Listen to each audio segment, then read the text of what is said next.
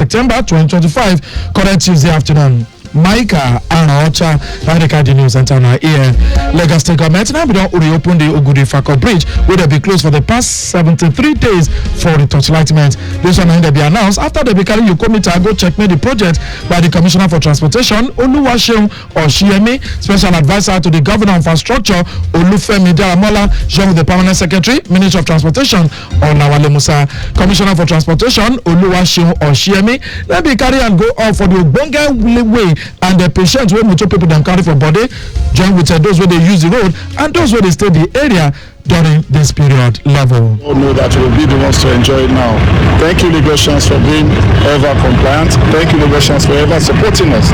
And thank you, our wonderful press, for always passing and communicating our messages to Lagosians. At this point, I want to say a big thank you once again to Mr. Governor for this wonderful work, and also to Lagosians for supporting us.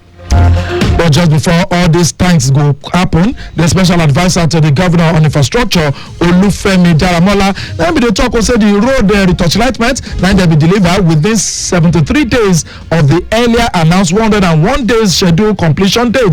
Daramola will come the draw hand for here they want. Say make people them know they misuse the road infrastructure or go they spoil and on top vandalism as they beg Lagos people them to take ownership of all the infrastructure as the Babajide Sanwo-Olu administration they move to other parts of the state. If you recall, the process has been a planned process because there are 4 expansion joints at 4 different locations with about 300 meters span difference between each other. We've been opening gradually, we've been working despite the rains, but one of the things we want to mention is we want to say thank you to Lagosians for their patience.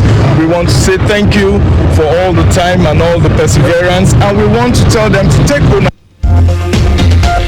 If you don't forget, you can remember say the first to the 4th phases will be cover the stretch of Ogudu Ifako Bridge. Like say they go Alakpere, then be start for Saturday 28th June, go enter Saturday 16th August, while the number 5 go reach 8 phases where they cover the stretch of Ogudu Ifako. Like say they go Owurishuki, then be start for August and another reopen so. Still for Lagos here, where the Lagos State government don't announce say that they close for now all private and commercial jetties and terminals where they along the 5 Cowries Creek to fit Senator when the hosting of the E1 Championship will be the world's first all-electric power boat racing tournament. For 1 year, we be saying at the Lagos State Waterways Authority last one that be true come. The closure now go take effect from Friday October 3 go enter Sunday October 5. Last one carry explanation full grano. Say this one where they say make people them where they do business for the jetty and terminals say make they calm down for this time now to help for safety and security measure where them are done design to help operations make it for go Saturday when they're during the championship safeguard lives and showcase Lagos as world-class destination for international sporting events. Operations for the affected jetties and terminals then go come later resume for Monday October 6. The agency they beg people that we sabi use with waterways may they make use of other levels them talking about ferry routes and plan their travel arrangement in advance even as they beg for cooperation for passengers, operators and those with the matter concerned during this exercise.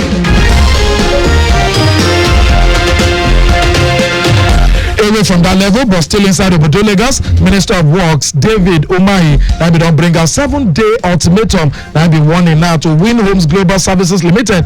May they come outside, come publish evidence of the one where they talk about $250 million money from Obodo Ibo where they take invest for Nigeria, where we say federal government can go demolish and then they take yan for the Okwaja community for Lagos State and they bring out an apology officially. Can they beg even they no do as Umahi the one who say failure to comply go make petitions enter security joint bodies and international authorities.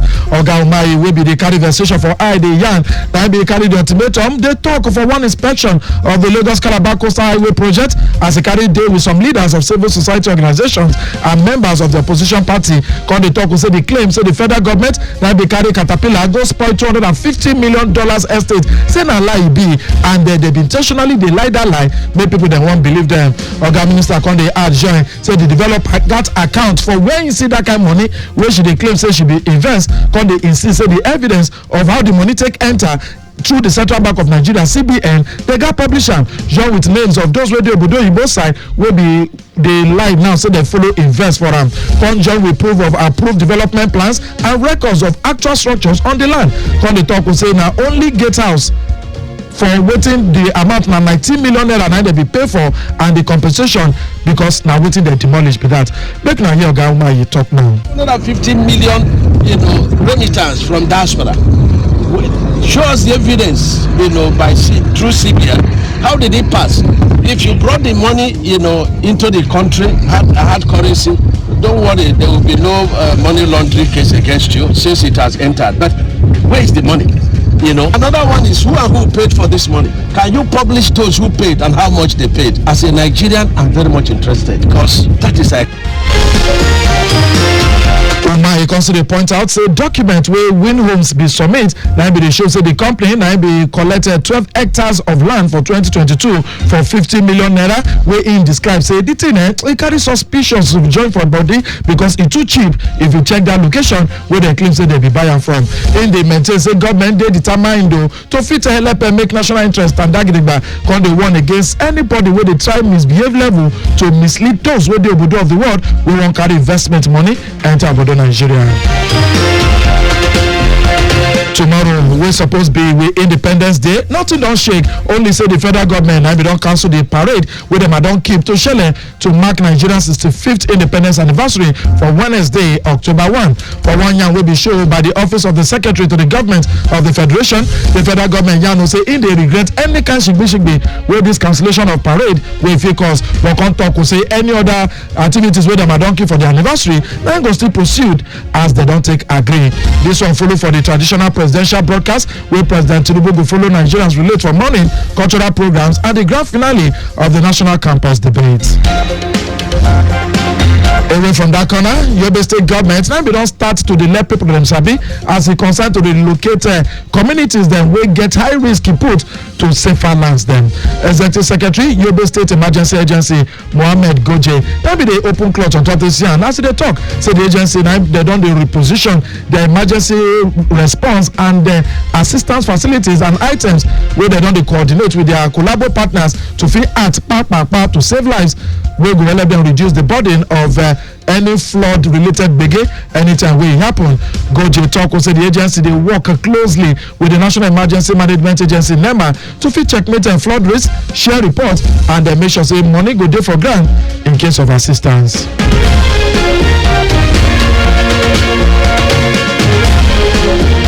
Don't forget say this 1 o'clock PIDGIN Tori time 9 they reach your side from your moving Lagos forward station Lagos Traffic Radio 96.1 FM.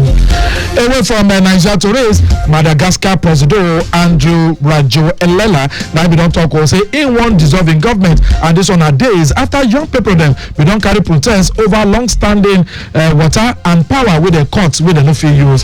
The so-called Gen Z protest now there we don't see thousands of people them represent our young demonstrators full pass we don't enter the street for cities across Madagascar since Thursday under the rallying cry we want to live not survive.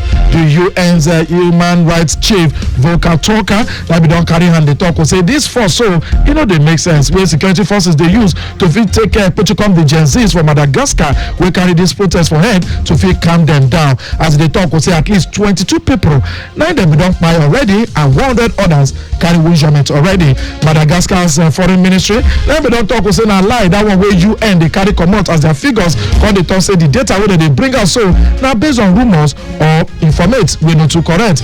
Protests now be first start for the capital Antananarivo and if you don't come spread from that place enter 8 cities across the country. Away from the serious stories, we enter the money-making world of sport for this 1 o'clock PIDGIN news time.